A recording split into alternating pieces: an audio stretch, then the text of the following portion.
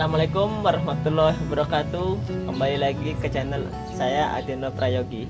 Kesempatan kali ini saya sedang membuat instalasi para-para untuk menanam anggur di rumah saya atau di pekarangan rumah saya.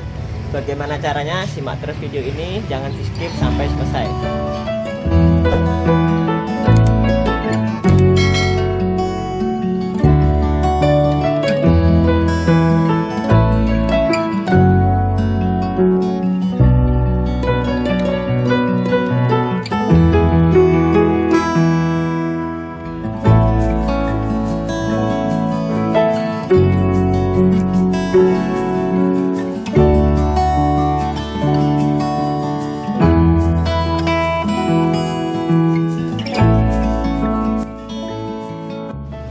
Oke teman-teman, pada kesempatan kali ini saya akan membuat penanaman anggur dengan metode para-para.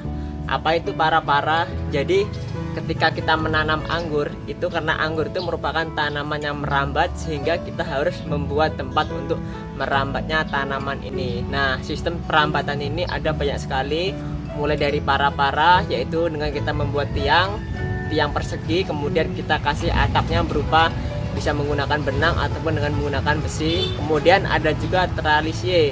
Tralisie itu biasanya hanya satu tiang, kemudian dia berbentuk memanjang dan ada huruf Y-nya yang untuk merambatkan cabang sekunder maupun tersiernya. Kemudian juga ada yang berbentuk linier atau melingkar. Nah, yang pada berbentuk linier melingkar itu biasanya itu kita menanamnya menggunakan tabulam pot. Jadi menanam anggur itu sebenarnya tidak memakan tempat yang luas, karena itu hanya membutuhkan tiang saja yang berdiri di halaman kita. Kemudian pembuahannya atau tanamnya itu bisa merambat di atas sehingga tidak memakan tempat. Nah, maka dari itu biasanya kita sering melihat anggur itu di halaman rumah dan bisa berbuah lebat sesuai yang kita inginkan. Bagaimana caranya? Ya, yang pertama itu kita harus menyiapkan bibit yang unggul terlebih dahulu. Nah, bibit ini bisa kita dapatkan melalui stek atau grafting. Nah, ini merupakan hasil yang grafting. Ini jenis Jupiter, dan yang di belakang saya ada jenis Ninel dan lain-lain. Nah, biasanya jenis-jenis yang mudah berbuah itu seperti itu. Ketika kita tanam tidak menunggu lama, bahkan hanya membutuhkan waktu 5 bulan atau 4 bulan saja kita sudah bisa membuahkan anggur di halaman rumah kita.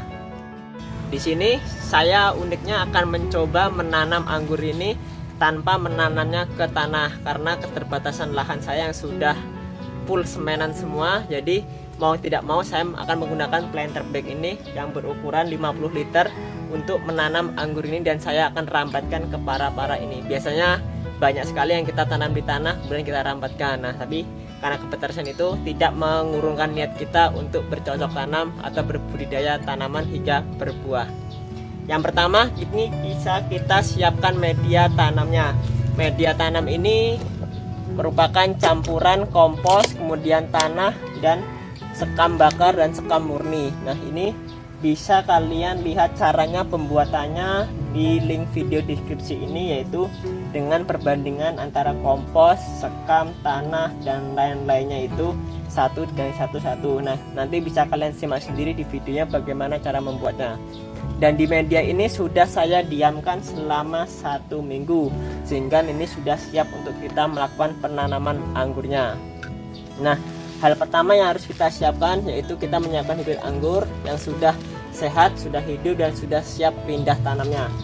Ketika media ini sudah siap untuk kita tanam, kita hanya menggunakan lubangi saja pada tengah-tengah yang akan kita buatkan seperti ini. Nah, ketika sudah lubangnya, kita buka media tanamnya. Usahakan kita membuka media tanam tidak pecah, karena kalau pecah akan mengganggu perakarannya. Ini bibit ini saya dapatkan online,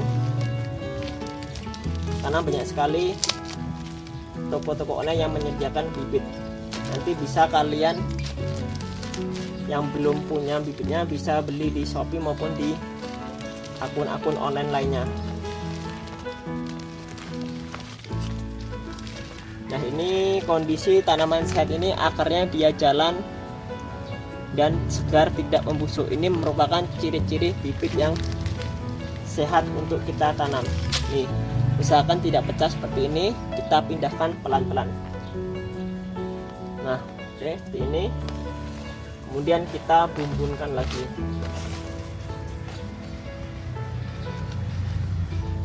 Kemudian setelah ditanam, jangan lupa kita beri nama pada anggur itu sesuai jenis atau varietas yang ditanam dan tanggal tanamnya, supaya nanti kita mudah dalam melakukan perawatan.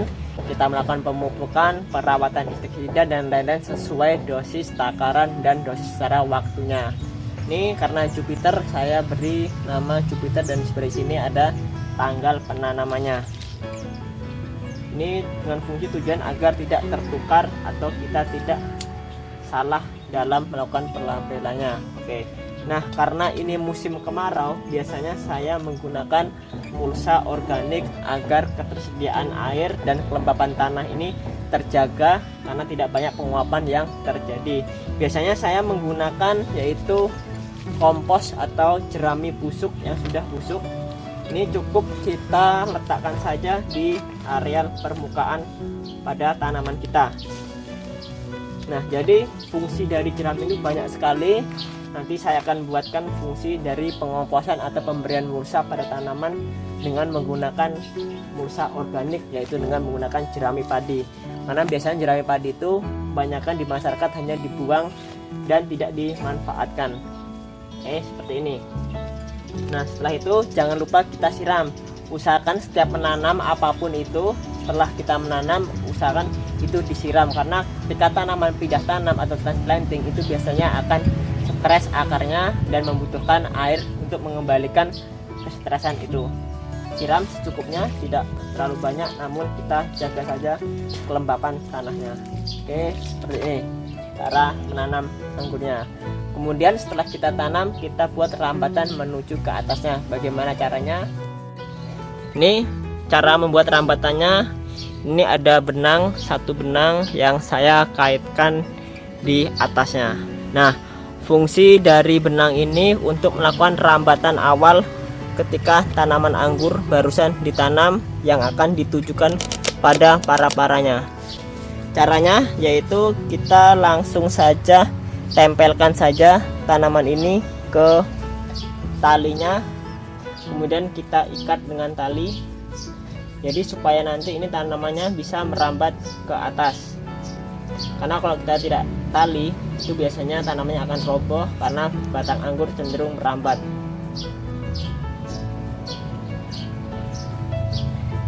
Seperti ini.